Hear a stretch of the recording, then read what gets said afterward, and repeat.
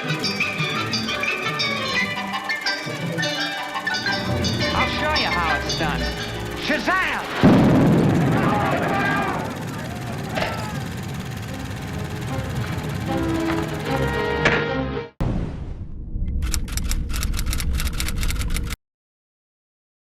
Hello YouTube world, welcome back to our channel here at Underdeveloped, where we cover everything movies, television, games, and hopefully novelizations more consistently. And yet again, we have another movie review for you guys, Renfield, directed by Chris McKay, who's behind movies like The Tomorrow War with Chris Pratt on Amazon Prime, the Lego Batman, the Lego Movie. Yeah, Nicolas Cage is 2 for 2. This pretty much takes up the similar style of What We Do in the Shadows, which is like kind of like a more comedic, dark comedic take on vampire and this is vampires and the supernatural of everything, the culture, and they kind of ingrate them into pop culture and modern culture somewhat, and this kind of I mean, they pretty much do. Or the new. To be honest. I mean, I don't know why. I mean, this is. You tell me you saw that movie. You saw that movie, and there's no and there's no similarities at all. I mean, That's like but there's a lot of similarities. Get the fuck out of here. It's one hell of an experience, and I mean, every actor kind of did their thing, man. Yeah, like there really wasn't a bad performance. Yeah, there wasn't not one weak. There isn't not any weak link in this movie. Yeah. Admittedly, Nicolas Cage is the big standout. Yeah, and in the opening, they kind of do this, like the way they show like a Renfield and Dracula meeting. They kind of redo a rendition of like the classic Dracula with Bela Lugosi, and honestly, they do a good job of making Nicolas Cage look like Bela Lugosi, and he really pulls off the whole accent, the whole look, everything. And they recreate some classic scenes perfectly, like from the set pieces to the 32 millimeter film. Well, I'm pretty sure that would have been like 8 or 16 back then. 8 or 16, whatever else, but it pretty much like the is it the 4:3 aspect ratio? Yes, the 4:3. Yes. I'm trying to think. I forgot what his black spaces are again.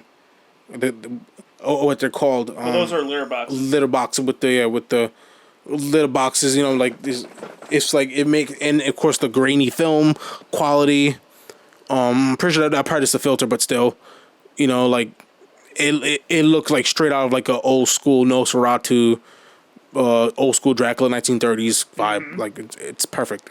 Yeah, like those guys actually. I never really noticed how much he actually kind of looks like Bela Lugosi at points. I mean, as I'm saying, like he did a really good job making him look like Bela Lugosi, from the makeup to the hair to especially when we put him in his old outfit in like the classic, just putting him in the classic attire and with the classic like pretty much recreating the visuals of that movie, with him in the performance, in the outfit, in the makeup, with the hairstyle. Like they do a good job of making him look like Bela Lugosi, even if he doesn't. But like, I'd go as far as say is there are certain shots in this movie where he looks more like Bela Lugosi than Walter Matthau did in Ed Wood. Yeah.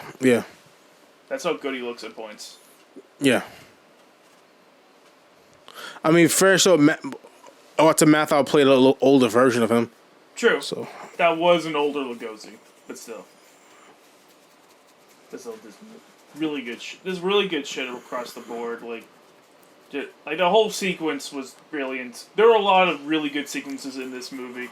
Another one, that's probably my favorite, but a close second is the one where it's this one scene where Dracula finds out what Renfield's doing, so he just shows up at Renfield's apartment, waiting for Renfield to give him excuses. Like, And people just and it's how Nicolas Cage is like a legend, because like literally like there's scenes like that scene in particular, and a lot of other scenes with him just talking to his characters, to other characters, especially Renfield, and the theater just starts laughing because it's not really because of just the movie it's funny, it's because Nicolas Cage is going full Nicolas Cage as Dracula, and people just laughing at Nicolas Cage. It's like I get it too. Like Nicolas Cage has those like quirks in his acting, which is like it's this classic Nicky Cage, like You know what I mean? So it's out of love for Nicky Cage why they're laughing, because they know how he is, and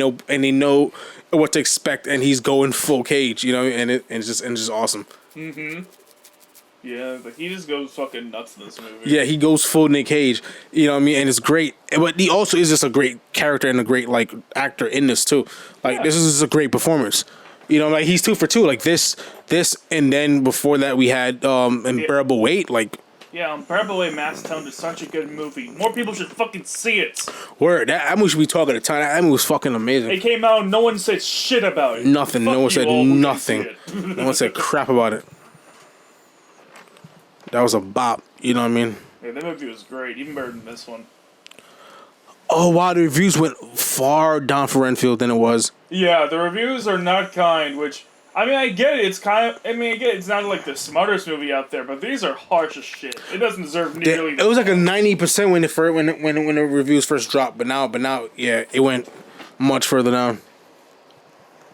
I assume now it's like 200, 300.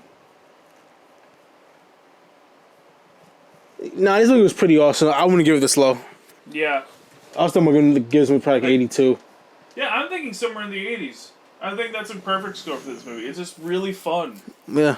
It's a very entertaining ride. And the movie's not that, entertaining. and the movie's not really that dumb. Like the movie actually makes a certain amount of sense. Yeah, like really, like the worst part about the movie is just how that a lot of the dialogue can be exposition-y at points. Yeah, like the theme splaining is like really kind of really annoying. That's the worst part of the movie. Okay, the audience score is much higher. Okay, yeah, the audience score is way closer to Ryan, dude. But it's only got 250 views. That's not much for an audience. Score usually gets up into the tens of thousands, hundreds of thousands. So it's like, I'm pretty sure this movie came out today, didn't it? So. I think it came out yesterday. Oh, I don't know why there's so few scores. Although it fails to take full advantage of its committed stars and killer premise, Renfield, baddie horror, Connie blend sinks in just enough to leave an impression.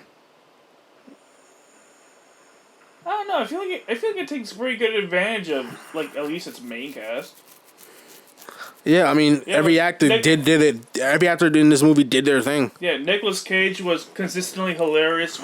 Nicholas Hoult had a lot of really good moments. Awkwafina had some really funny moments. Yeah, I think it's a great role for her. I thought because she had she had to hold down the movie at certain points, and I think she did really well. Like the whole scene where Ben Schwartz character, the Lobo dude, the son, he put a gun to her face about to kill her, and she just held it down.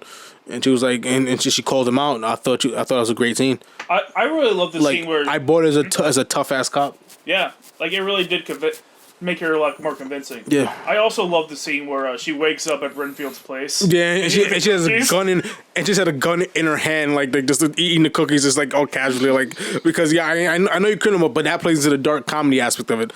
I know you're criminal, motherfucker. I know you're criminal. I'm not gonna eat your murder cookies. About eat your murder cookies. And he moves, and she just holding the gun very nonchalantly, like nothing like a cop would actually do. It's just very hilarious. Yeah. Lord of Darkness. Like just the cageisms is amazing. Yeah. Oh man, the faces Cage makes in this movie. Man, some of them are just really funny. Like, reminds me a lot of, like, there are a couple of points where his performance kind of remind me a little bit of Face Off. Yeah, it's the over the topness. Ironically, I think Face Off, he's arguably even more over the top. For sure, but I thought he did great in his role. I thought he was awesome. Oh, he was great. He's like a legit great Dracula. To be honest, like because while he is very funny, he does really have like the sinisterness to kind of back it up. Like you really buy him as this really tough guy. Yeah. Like this dark lord that needs to be defeated. For sure, yeah. He played a very convincing villain. Mm-hmm. With enough of his own with enough of his own signature taste to make it his own. Instead of just being like a generic, movie villain. Completely agree. Like this. He was allowed to be himself and be the character, and it kind of made it into one beautiful performance. Yeah, and that's why he's the standout among this cast. Yeah. Because he's able to do that and just Honestly, they probably wouldn't give this because this is a dark comedy, but I would literally consider him for an Oscar right now. maybe How good he did. I mean, it depends how much. I mean, it's very early in the year, so Yeah. we'll see if any other performance trumps his. But I think he'd definitely be nominated. You know, what I mean, like if there's not, you know, what I mean, like Yeah, if this depending is on a the weak year where not much comes out, or not much of. I mean, even if it's a good year, you know, what I mean, it depends just how good of a year it is. Honestly, I just don't see the Oscars giving it to him. No, but I mean that's the only reason because I know the kind of movie this is, so they won't. But like to the performance, like this is up there. Like, he deserves an award for something. Yeah, He deserves something for this role, I swear, horror. or at least a nomination for something. Yeah, I swear, horrors always get snubbed for performances in the Oscars, even like really. This is a horror and a comedy, which is like the two main Neither genres that which get do- snubbed Neither constantly. which really do well at the Oscars. Yeah. The only movies that really do well at the Oscars are dramas. Yeah, very grounded dramas based on something very important or very like Yeah. And relevant to occasionally society. And occasionally a musical. yeah. That's it. That's all. Those are movies that really like do gangbusters at the Oscars. Like it was unprecedented how fucking well Everything Everywhere All at Once did. Yeah. But that was a masterfully made movie, so they kind of had to give something. Undeserved. I'm just saying it's very uncharacteristic of the Oscars to actually But like go. fair enough, it's not really a comedy. It's more of an action drama with comedic elements in it. Yeah, the comedy isn't. Yeah, like the comedy. I mean, everything in that. And also because A24 made it, and A24 is a very like they do very well at the Oscars. So Even then, there's some A24 movies that have been seriously snubbed. Like Mia Goth, we didn't hear shit about her performance in Pearl at all Yeah. at the Oscars. could that's Not even more nomination. could that's more than a horror slasher. And they don't and Oscars snubbed the shit out of that, which is crazy because she should have won the whole thing in my opinion. Yeah, she was the best performance. If she was in the Oscars, she should have won over fucking Anne Bassett and everyone else. She should have got like the lead, without supporting. Well, then Michelle, sorry, she would have got the boot because Mia Goth killed that shit Yeah, she did. as Pearl. So if she was in it, yeah, Michelle Yeoh would have lost that one. You know, it's ironic you bring up Mia Goth in a vampire video since she was just announced to be part of Blade. Oh, cool. Didn't know that. Yeah. But saying so, my score for this movie is 82. Solid film, best film of the year so far, in my opinion, of what I've seen. And I've seen quite a few of what this year had to offer. Yeah, honestly, I might just go up 84. I feel like it almost hits the 85, the 85 mark for me. It would if the exposition was less exposition-y. It was less direct, like just telling me what its themes were. That's like the biggest thing really holding it back for me, in my personal opinion. So that's the only reason I'm not giving it higher, because I really did enjoy this movie. It was just really fun. I had a great time this movie. Probably the highlight of my week. Yep, sure. And we just saw another movie that was not the highlight of the week. Left little to no impression on us at all. I already forgot what it was. Yep, that Russell Crowe film. All right, guys, let us know what you think about this movie. Do you love it? Do you hate it? Do you think it's meh? Let us know down in the comments.